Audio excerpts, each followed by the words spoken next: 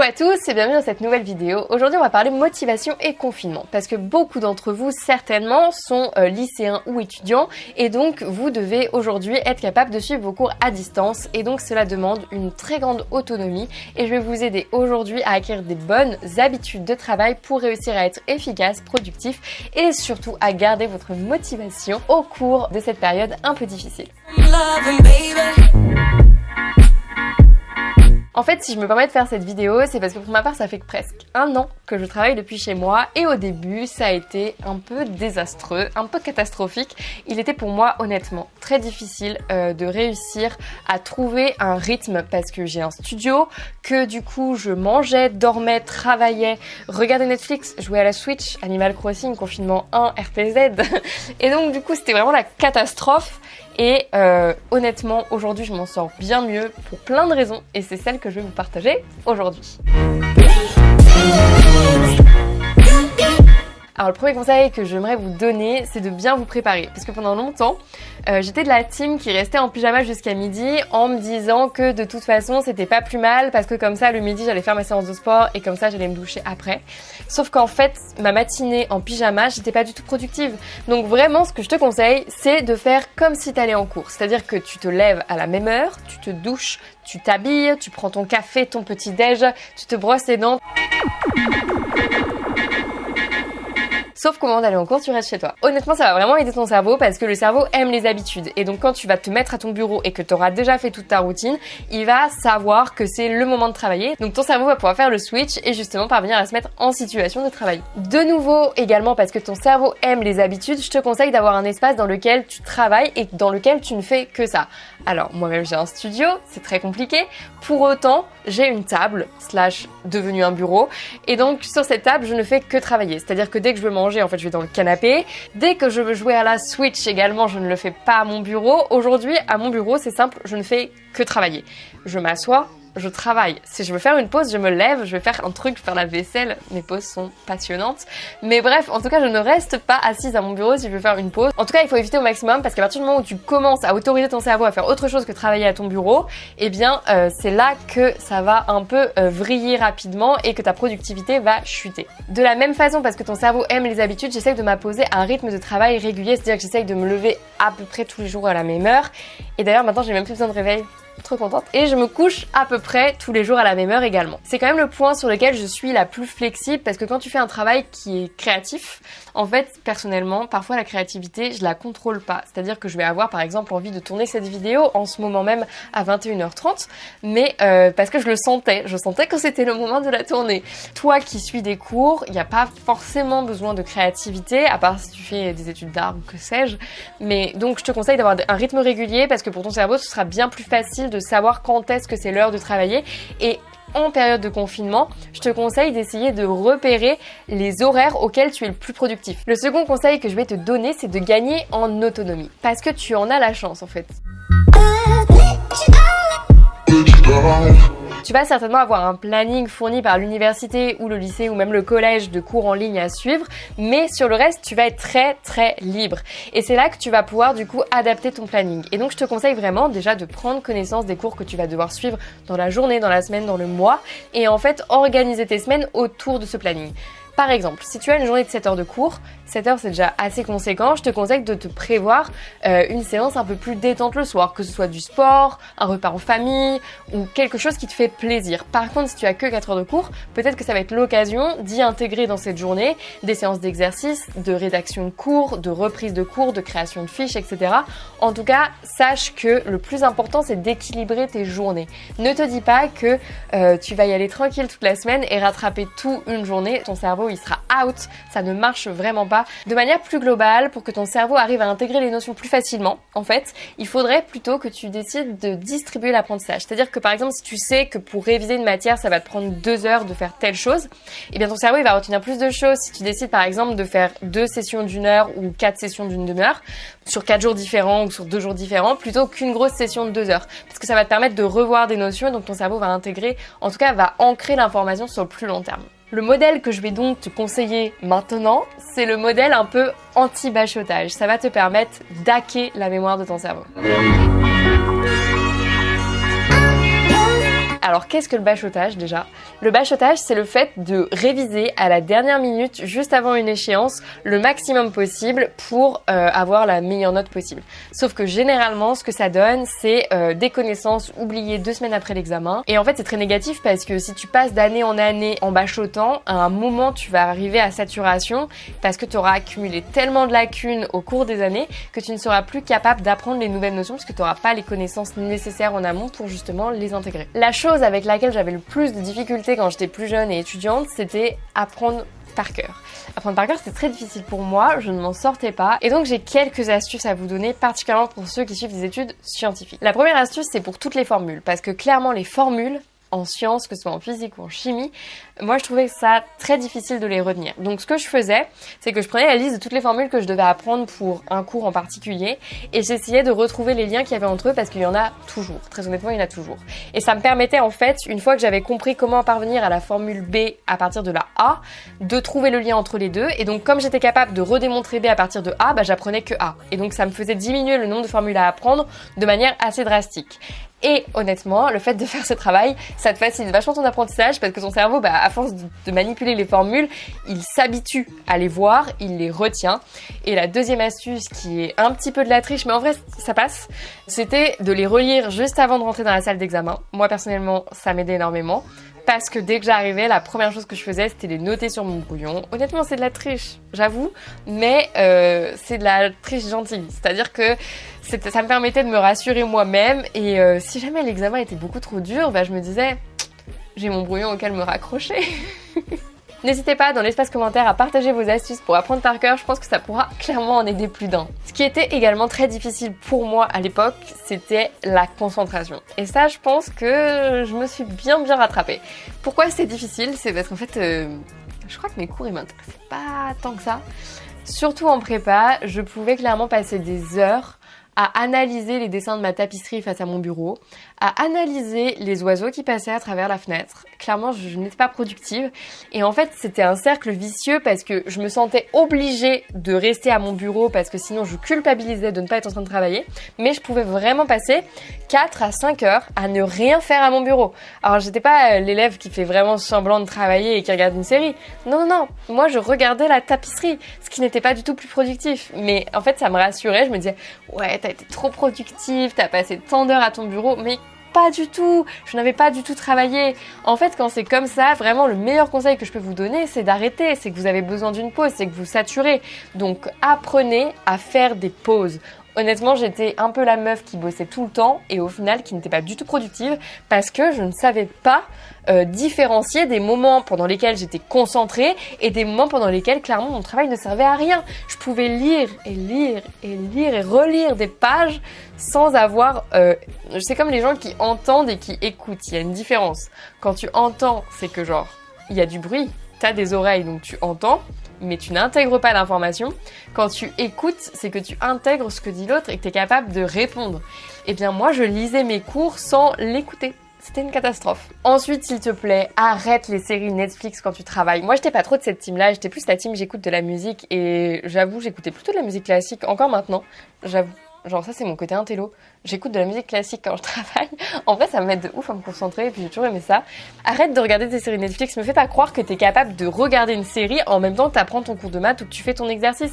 De 1, tu profites pas totalement de la série et de 2, tu n'intègres pas les notions que t'es en train d'apprendre. Donc ça ne marche pas. Un outil dont je vais te parler, c'est Forest. Pour tous ceux qui regardent Netflix sur leur tablette en parallèle de travailler, c'est un outil qui va vraiment vous être utile parce que ça va te couper toutes les notifications. Et puis si tu le fais pas, ton arbre il meurt et du coup c'est trop dommage et ta forêt elle grandit pas.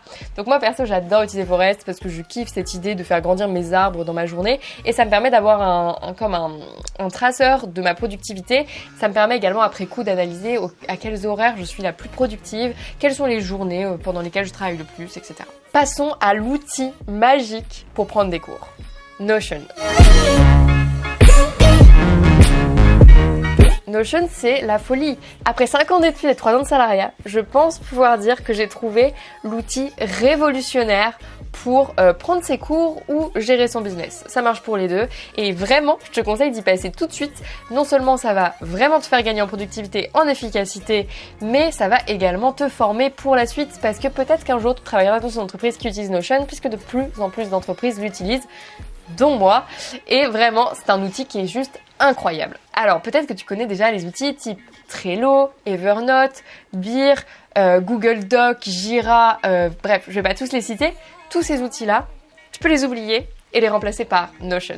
Je te jure, depuis que je parle de cet outil à tous mes potes sont à fond et tout le monde passe sur Notion. Donc Notion, c'est très cool parce que ça va te permettre de planifier ton travail au quotidien, seul ou à plusieurs, de conserver également toute la connaissance que tu vas acquérir au cours de tes années d'études, donc tous tes cours. Tu vas pouvoir rechercher hyper facilement un cours en tapant un mot-clé. Fini le temps où tu ouvrais tes 10 PDF, tes 10 fichiers Word pour retrouver une information que tu ne retrouvais jamais. De gérer les tâches d'une équipe si jamais tu as des projets en groupe grâce à un outil type Trello intégré directement dans Notion, mais également de travailler à plusieurs sur un document avec des possibilités d'ajout de commentaires, de modifications, bref, un truc de ouf. Et en vrai, on va pas se mentir, c'est aussi hyper joli, tu peux mettre des emojis, tu peux mettre des jolies bannières, des jolies images, tu peux y intégrer des vidéos YouTube, tu peux y intégrer des documents PDF, bref, ça fait tout ce que tu peux espérer de possible. Imaginons avant, tu écrivais ton cours sur Word, le professeur fournissait un PDF, tu le mettais sur ton Dropbox. Et bien maintenant, tu peux directement mettre le PDF dans ton cours et le retrouver à tout moment. Je t'assure, ça va te faire gagner un temps fou. Pour ma part, je me sers de cet outil quotidiennement depuis maintenant plus d'1 an et maintenant tout mon business est géré dessus. En barre d'infos, parce que je suis vraiment très gentille, je vous mettrai le lien d'un template que vous pourrez télécharger et qui est prêt à être utilisé, le template que vous avez vu en visuel juste avant, puisque j'ai créé un template spécial étudiant que vous êtes prêt à utiliser pour garder tous vos cours. Et enfin, la question à laquelle on aimerait tous avoir une réponse, comment se motiver pour travailler ? Alors il y a une théorie qui s'appelle la théorie de l'autodétermination qui a été développée par des chercheurs américains qui classifient les types de motivation en 4 catégories. Donc sur le plus bas de l'échelle de la motivation, on a les individus démotivés. Donc ceux-là, ils font pas vraiment partie des 4 types de motivation, ils sont vraiment à part. Donc les personnes qui sont démotivées, ce sont des personnes qui n'ont plus d'énergie. Celles-ci sont totalement désengagées dans leur travail et on le voit, ce sont des personnes qui cherchent encore un sens à leur vie. En fait, tout simplement, ils ne savent pas pourquoi ils font les choses. Et ça, c'est vraiment le problème qui fait qu'ils n'ont plus de motivation. Ensuite, le premier niveau de motivation, c'est la motivation dite extrinsèque. Donc on va se retrouver face à des individus qui vont être motivés par le salaire, les avantages que présente une certaine situation, la cantine, la salle de sport, etc. Donc ça, on connaît certainement plein de gens autour de nous qui sont simplement motivés uniquement pour ces avantages sociaux. Ensuite, on a la motivation dite introjectée, c'est-à-dire qu'au-delà de rechercher certains avantages, l'individu va également travailler pour valoriser son estime de soi. C'est-à-dire que nous sommes face à des individus qui ont peur de culpabiliser s'ils font pas le minimum syndical. Ils travaillent pour être meilleurs que les autres car ils ont un peu peur du regard des gens et ont envie de se sentir valorisés à travers le regard des gens. Ensuite, nous avons la motivation qui est dite identifiée, c'est-à-dire que cette fois-ci, nous sommes bien face à des individus qui travaillent car ils réalisent des tâches qui sont en adéquation avec leurs valeurs. Donc leur travail leur permet d'atteindre certains objectifs personnels qui se sont fixés par exemple. C'est le cas par exemple d'une infirmière qui va accorder une certaine importance à l'hygiène de ses patients alors que c'est pas forcément une tâche très agréable à faire au quotidien. Et enfin, on a le plus haut niveau de motivation qui est donc la motivation intrinsèque. Là, on est face à des individus qui font leur travail parce qu'ils aiment leur travail, ils ont un job dit passion et cela leur apporte réellement des moments de plaisir. Donc ça va être par exemple le cas d'un professeur qui aime réellement enseigner et transmettre du savoir, qui ne va donc pas avoir le temps passé lorsqu'il enseignera à des élèves. Et donc la conclusion de tout ça, c'est simplement que si tu parviens réellement à atteindre un haut niveau de motivation, donc dit motivation intrinsèque, eh bien tu vas simplement accroître énormément ta productivité également.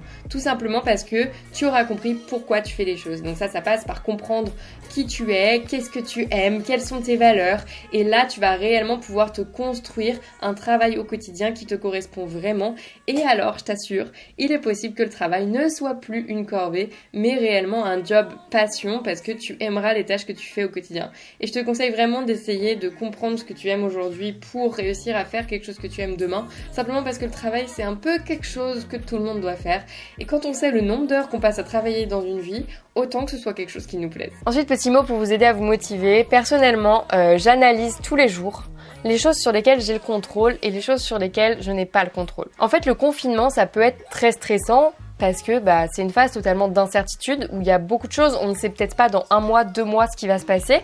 Et en fait, il faut apprendre à lâcher prise sur les choses qu'on ne peut pas contrôler. C'est-à-dire que par exemple, pour ma part, je ne peux pas contrôler le fait que j'irai voir ma famille à Noël pour les fêtes. Ce n'est pas quelque chose sur lequel j'ai une emprise, je suis seule dans mon studio, voilà. Il est possible que, bon déjà ça c'est bien sûr, je vais passer mon anniversaire solo, mais il est possible que je passe également Noël seule. Et en fait, je l'ai accepté, parce que de toute façon quoi qu'il arrive, ce n'est pas en pleurant tous les jours que ça va changer quelque chose. Je suis également capable de te faire la liste aujourd'hui de toutes les choses sur lesquelles j'ai le pouvoir, c'est-à-dire j'ai le pouvoir de faire du sport tous les jours dans mon appart parce que ça me fait plaisir, j'ai le pouvoir de manger sain et de me cuisiner des plats qui me plaisent, j'ai le pouvoir de passer des bons moments en apéro Skype avec mes potes. J'ai le pouvoir de créer plein de projets pour mon entreprise et de les mettre en place dès maintenant parce que j'ai du temps.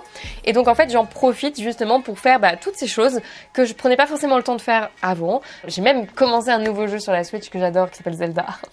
Bref, et ça, ce sont des choses qui sont en mon pouvoir. Et donc en fait, tout simplement pour tenir, je garde le contrôle sur les choses que je peux contrôler et je lâche prise au maximum sur toutes les choses que je ne peux pas contrôler et j'accepte. Voilà. Et honnêtement, le dernier point, et je pense que c'est vraiment ce qui m'aide en fait, c'est de garder une bonne hygiène de vie. Au premier confinement, je l'ai pas forcément fait, je me suis mis à manger des choses pas ouf parce que justement, j'avais la sensation que j'étais triste. Bon, en vrai, une vidéo sortira sur ce premier confinement très bientôt pour expliquer comment j'en suis arrivée là.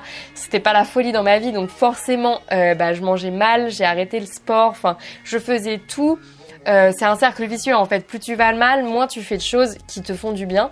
Donc essaye de te contraindre à garder une bonne hygiène de vie, à garder toutes les activités qui te faisaient du bien dans ton quotidien avant pour justement ne pas faire un choc trop radical à ton corps.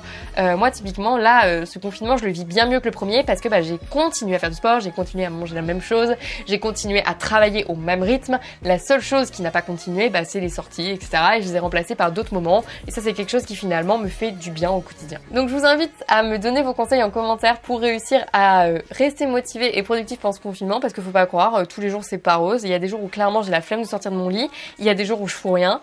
Ces jours-là, je serais hyper contente de lire vos commentaires pour réussir à me motiver. N'hésitez pas à aller voir mon compte Instagram, à vous abonner, ça me fera grand plaisir. On est bientôt 1300 et je suis genre trop contente. Un gros projet arrive pour décembre et je ne serai pas toute seule. Encore une fois, j'ai Léna qui a rejoint l'équipe Brave Future et qui fait un travail juste de ouf jusque là, donc je suis très contente. Et on vous prépare un truc de ouf, donc restez connectés. J'espère que grâce à nous, vous trouverez potentiellement ce que vous allez faire l'année prochaine au mois de décembre. Bref, je ne vous en dis pas plus, restez informés et on vous annoncera le projet très bientôt sur les réseaux. Je vous souhaite à tous un très bon week-end et on se dit à très vite dans une prochaine vidéo.